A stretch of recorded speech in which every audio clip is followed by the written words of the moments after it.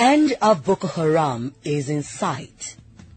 Those were the words of Nigeria's President Muhammadu Buhari during the 3rd International Forum on Peace and Security held in Dakar, Senegal on the 5th and 6th of December 2016. This edition of Giant Strides examines the benefits of the forum to peace and security on the African continent. I am FEYISAYO OYEBANJI, reaching you from Voice of Nigeria.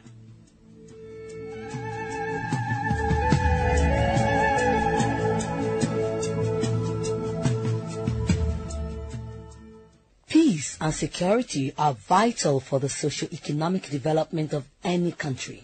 The need to put an end to conflicts on the continent gave rise to the 2-day forum with the theme, Africa and its Security Challenges, Perspectives for Effective Solutions. In attendance at the 2-day meeting were African leaders and representatives of regional and international organizations. It was an avenue for leaders to engage with one another and reinforce commitments to secure peace in Africa. Macky Sall of Senegal was the host president. The Dakar Forum is a framework for reaction to help create the conditions for a lasting peace in Africa. A peace without either political stability or economic development is impossible. In a world of interdependency, our interests are linked. What affects some countries also affects the others.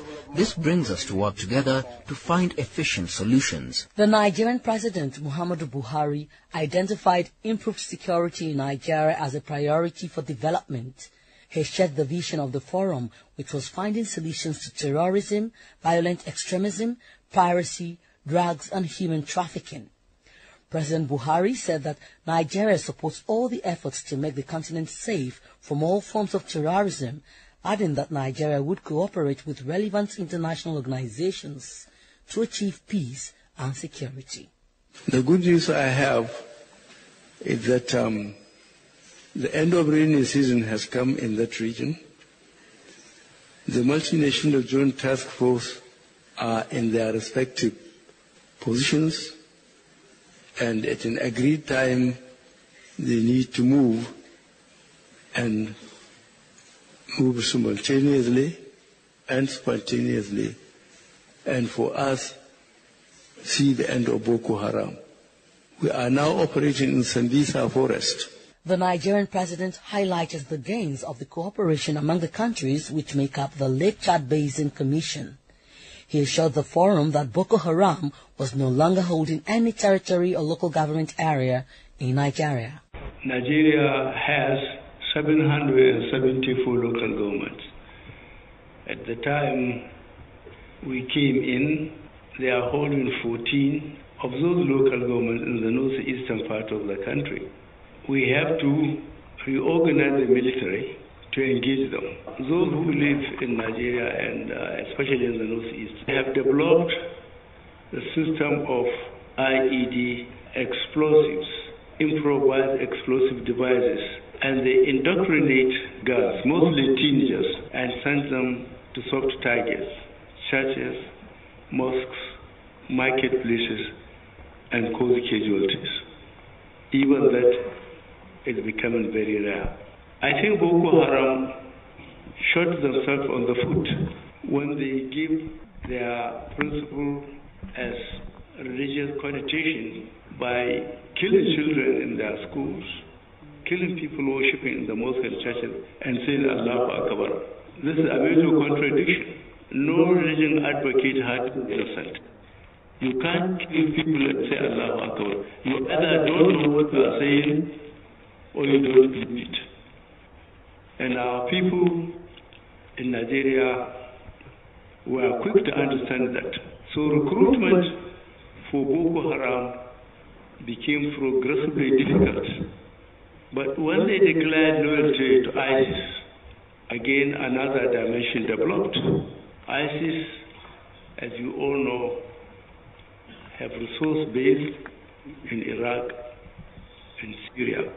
But there was no evidence that it was making much difference in Nigeria. Again, we were lucky. We have loyal and conscientious neighbors, Cameroon, Chad, Niger. and the formation of multinational joint task force by the Lake Chad Basin Commission so that we can operate jointly if necessary, helped a lot. The forum recognized that Africa is confronted with a series of crises which must be urgently addressed if Africa is to have the peace and stability required for socio-economic and political development. To underscore the importance of this view, the Malian President Ibrahim Boubacar Keïta narrated how the outcome of the peace treaty signed in 2015 with Tuareg-led rebels impacted on the relative peace and stability enjoyed in Mali. Since the peace accord was signed, there haven't been any clashes between Malian forces and the signatories. But unfortunately, there are some groups who have chosen not to accept peace. The Dakar International Forum, supported by the African Union, is one of the many platforms on which African leaders have come together to find lasting solutions to all forms of conflict on the continent, including post-electoral violence. The UN Chief Special Representative to West Africa, Dr. Mohamed Ibn Chambers, spoke on the need for peaceful transition in the Gambia.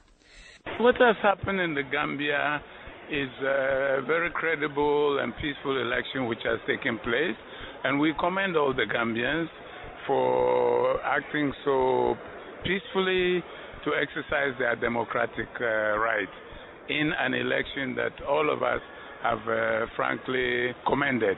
In that same spirit, we commend the President for accepting the results of these elections, which means that there will be a change of power from the incumbent to the newly elected President, Mr. Barrow. The United Nations, the ECOWAS, and the African Union strongly recommend that this process of democratic transfer of power is undertaken smoothly. All Gambians should be assured that they have nothing to be worried about this transfer. In West Africa, many countries have experienced it without difficulty. Most recently, in Benin and Cape Verde, this year 2016. Last year in Nigeria. In Ghana and in Senegal, this transfer of power from one government to another has been taking place without any difficulty. The UN Special Representative encouraged the people of Gambia to be calm, irrespective of any challenge that might be created by any force who may not likely support the new transition. Well, there should be concern that a few extremists within the army do not take things into their hands. In that regard, let them be warned, let them be on notice that if they were to attempt to work contrary to the will of the people, that they would meet stiff resistance from ECOWAS, from African Union, and the wider international community. In other words, no group of Gambians, military or otherwise, will be allowed to undermine the democratic aspirations of the people of the Gambia. Their verdict was clear. The incumbent president, President Yahya Jammeh, has graciously accepted the results for which he is commended. The country should move on. No Gambian should be afraid of the country moving on the path of democracy and deepening democratic practice. And at this point, we are assuring President Barrow that he has the support of the entire international community.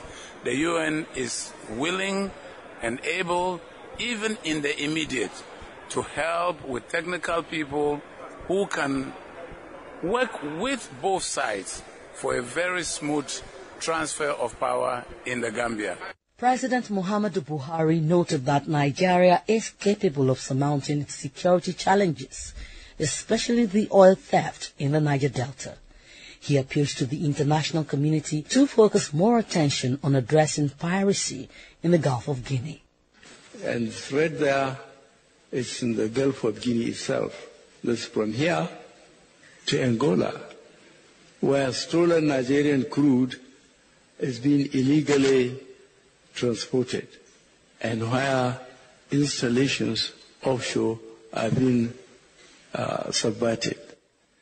So for all intents and purposes, we are in control of the situation in Nigeria, and we are using the leadership, both ethnic and military, to try and persuade the young men to down their arms. President Buhari's participation in the third edition of the Dakar International Forum on Peace and Security in Africa reinforces his active engagement with political leaders on the need for enhanced security cooperation in Africa. It's evident that without peace and security, Africa will not attain her full potential. This is because security and peace are fundamental to the growth and development of the African continent.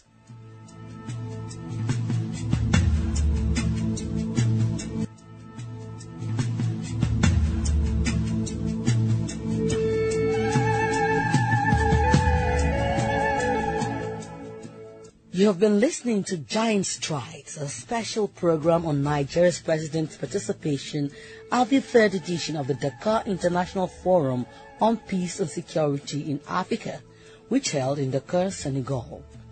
Production was by Dominica NWABUFO and IBONG. Tijani Hafiz manned the audio console, and I am FEYISAYO OYEBANJI.